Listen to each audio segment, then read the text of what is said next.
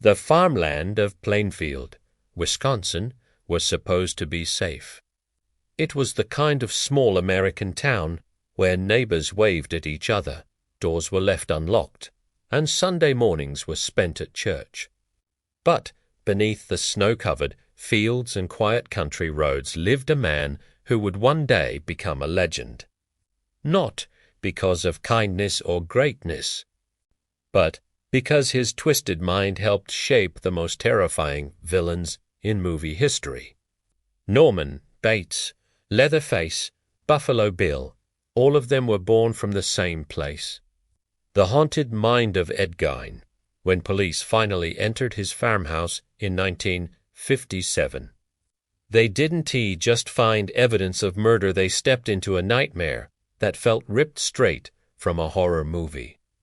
And yet, it was all real.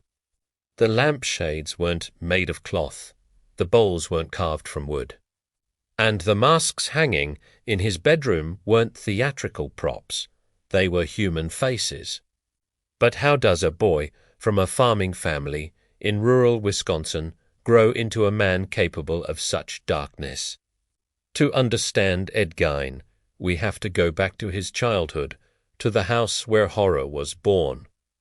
Ed was born on August 27, 1906. The second son of George and Augusta Gein.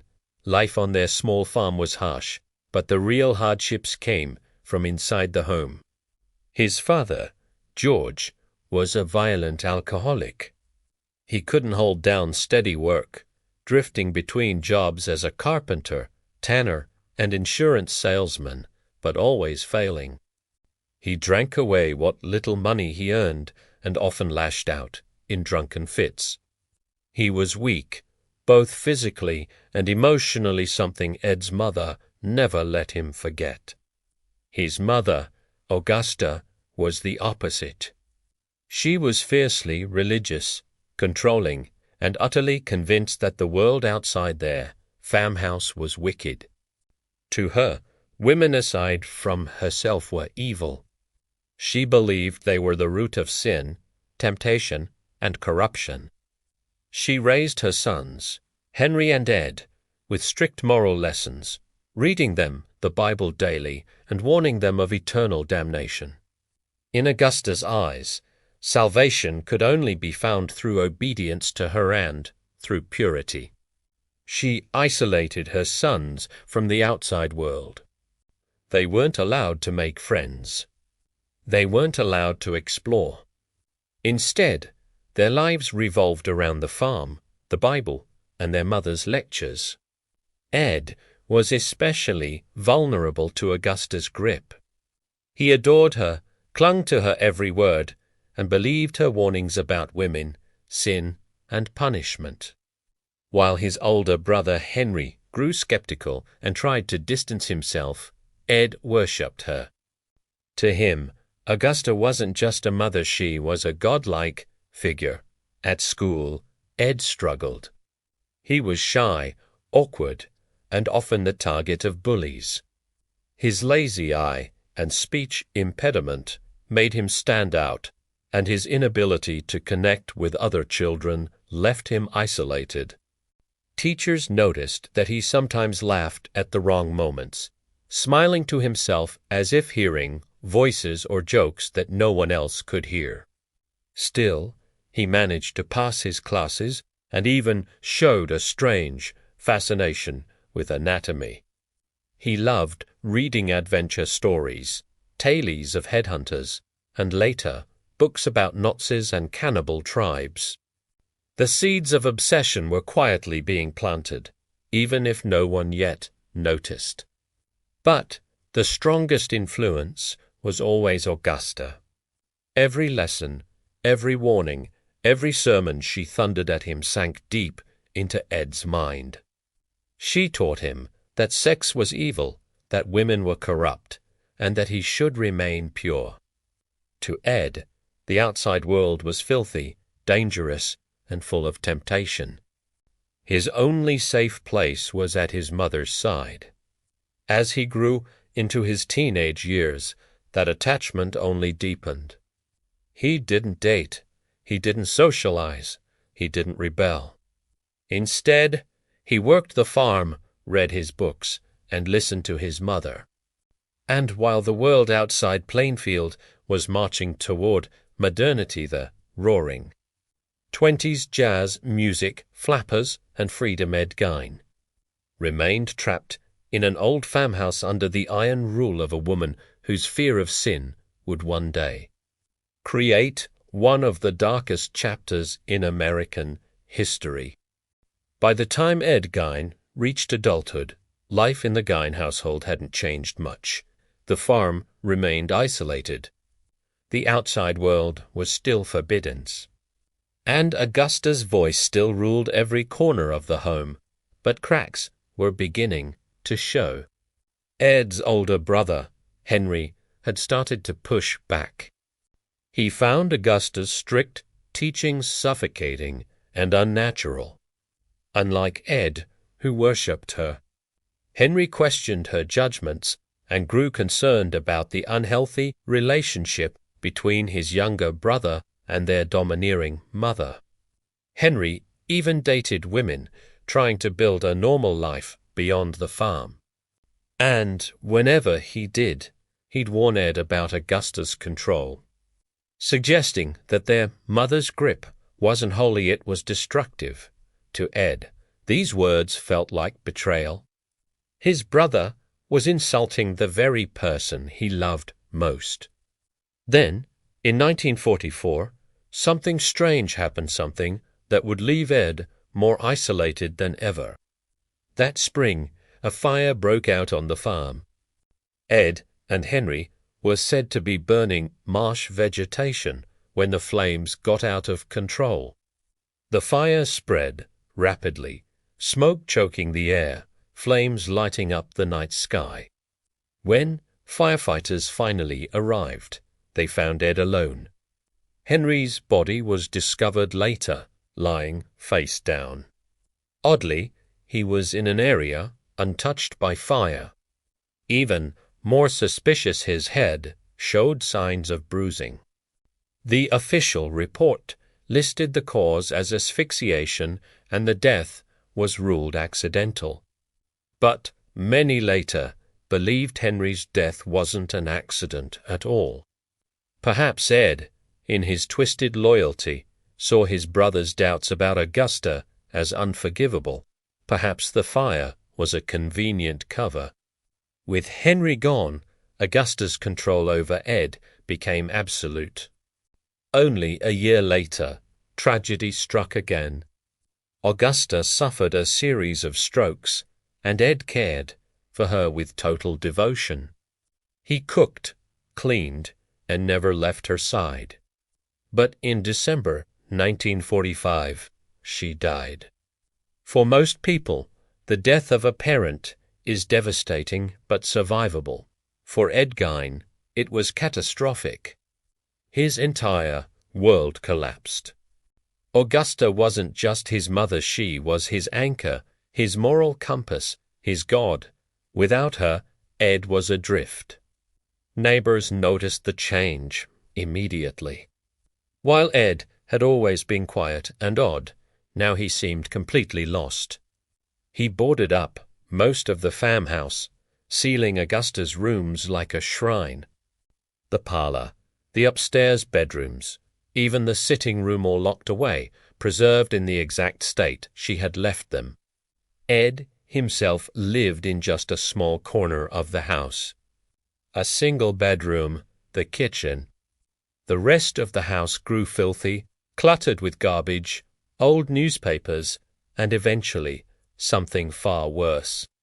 It was around this time that Ed's obsessions began to surface. With no family, no friends, and no mother to guide him, he turned to books, macabre ones.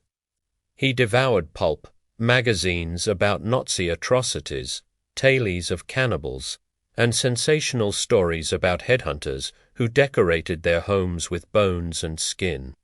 Soon, Ed began visiting the local cemetery at night.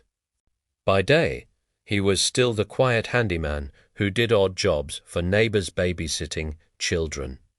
Repairing tools, helping on farms. People found him strange but harmless.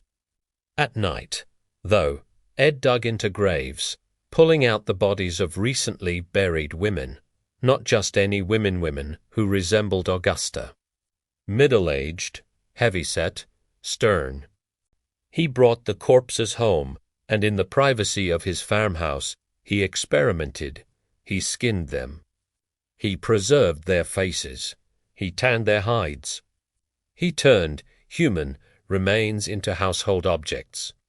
The farmhouse slowly transformed into something unthinkable, a museum of death.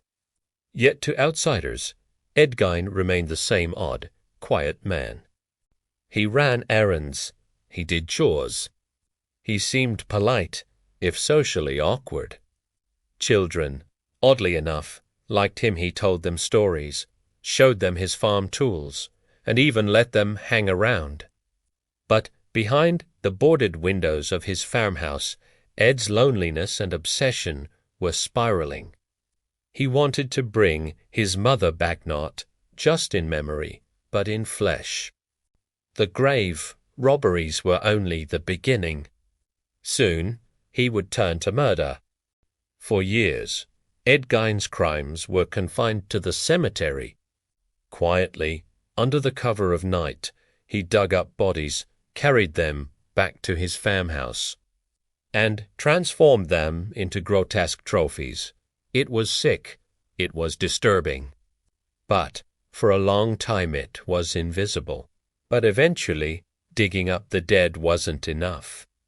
Ed's obsessions grew darker. He wanted fresh bodies. He wanted the warmth of living flesh.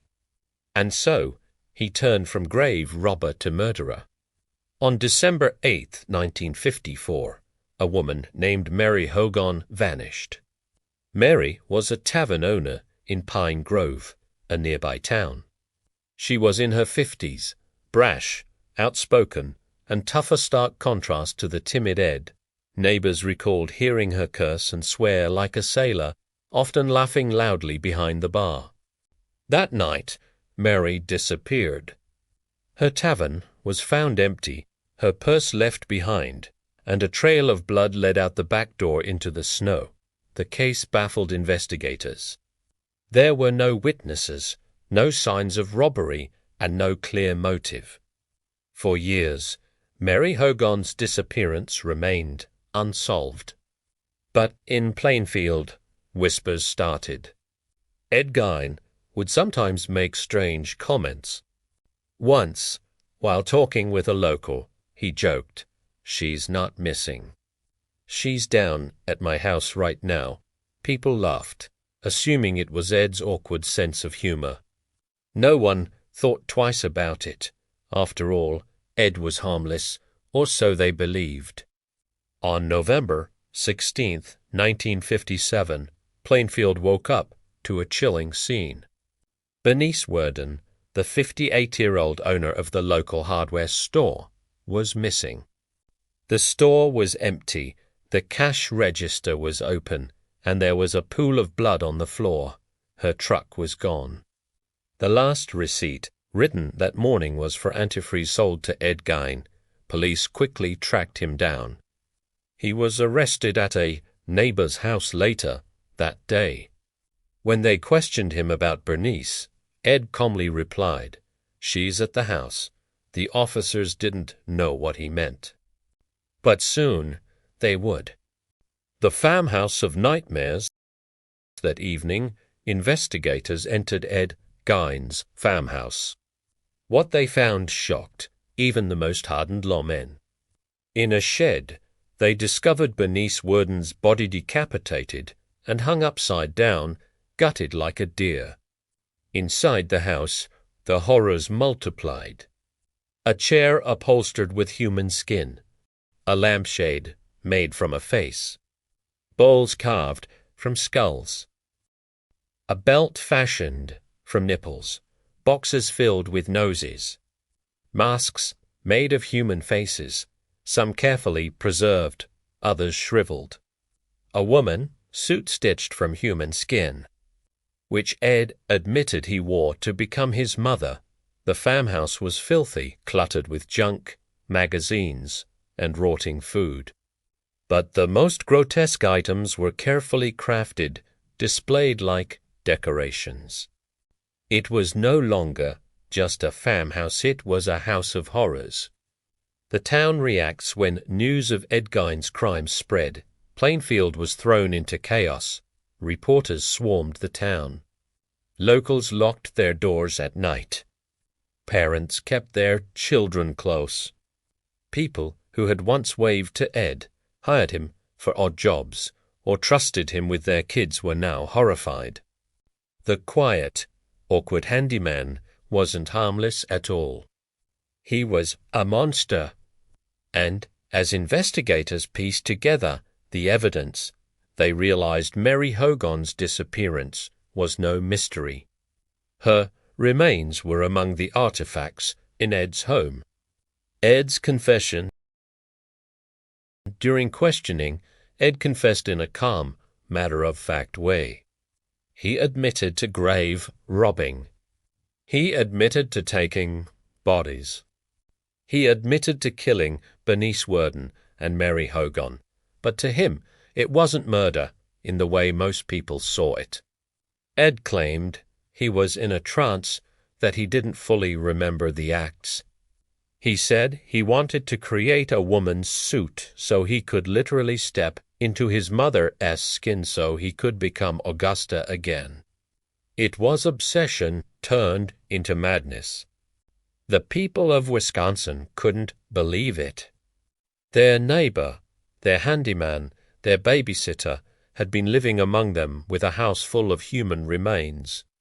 It felt like something out of a horror movie. And in many ways it would become exactly that. The shocking discovery at Ed Gein's farmhouse made national headlines. Newspapers called him the Butcher of Plainfield and the Ghoul of Wisconsin, but beyond the grotesque details, there was a bigger question everyone wanted answered. Why did he do it? The arrest and investigation. After his arrest in 1957, Ed Gein was taken to the Waushara County Jail.